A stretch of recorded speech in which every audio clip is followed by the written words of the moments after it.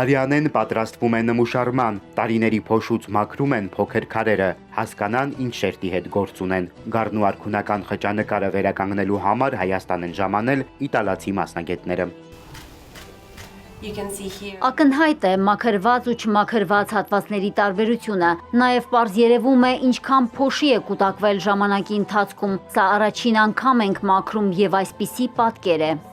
Իտալացիները մեր երկրում են կարճ ժամանակով վերականգնման աշխատանքները կիրականացնեն մի քանի փուլով։ Առաջինը նմուշարումն է, ինչից հետո խճանկարից մի քանի կտոր, փոքր քար կտանեն Իտալիա, կզննեն, կուսումնասիրեն, կպարզեն ինչ նյութի հետ գործ ունեն ու ինչպես է հնարավոր վերականգնել։ Խճանկարի շերտերն առանձնացել են, բայց ակնհայտ է, որ գեղեցիկ ու հարուստ գույներ ունի, ինչը ցույց է տալիս դրա բարձր արժեքը։ Խճանկարը նույնպես պատրաստվել է բարձր որակի նյութերով ու տեխնիկայով, օգտագործվել են տարբեր գույների բազում երանգներ, ինչը վկայում է, որ խճանկարի վարպետները ձեռքի տակ ունեցել են նյութերի լայն տեսականի։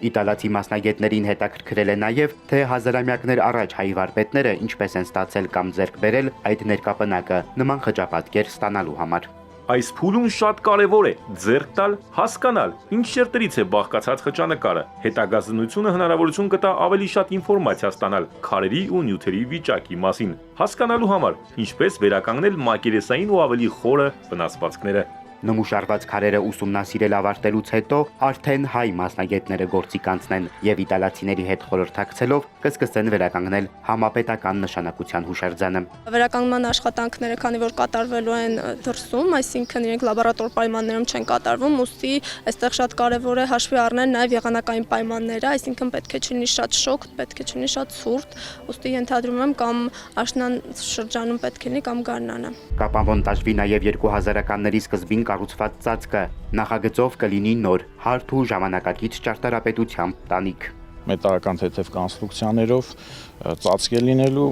եւ մոտեցում կցուցաբերվի նաեւ մոզաիկայի խճանկարի հատվածին, որ ջրահեղացման, ջրաթափանցման խնդիրները վերանան։ Տանիքից թափվող եւ գրունտային ջրերն են տարիների վեր քայքայել բաղնիքի խճանկարը։ Դիցաբանական բովանդակությամբ հուշարձանը Հայաստանում անտիկ շրջանի ամբողջական հավաքապատկերի պահպանված եզակի օրինակ է։ Երրորդ դարի կառույց հուշարձանը բաղկացած է միաշար դասավորված 5 սենյակից։ Առաջինը նախասրահ հանդերձարանն է, ինչին հաջորդում են սառը, գոլ, տաք ջրի լոգասենյակներն ու շոգեսենյակը։ Սևակ Վարդումյան, Հարություն Հովսեփյան, Էպիկենտրոն։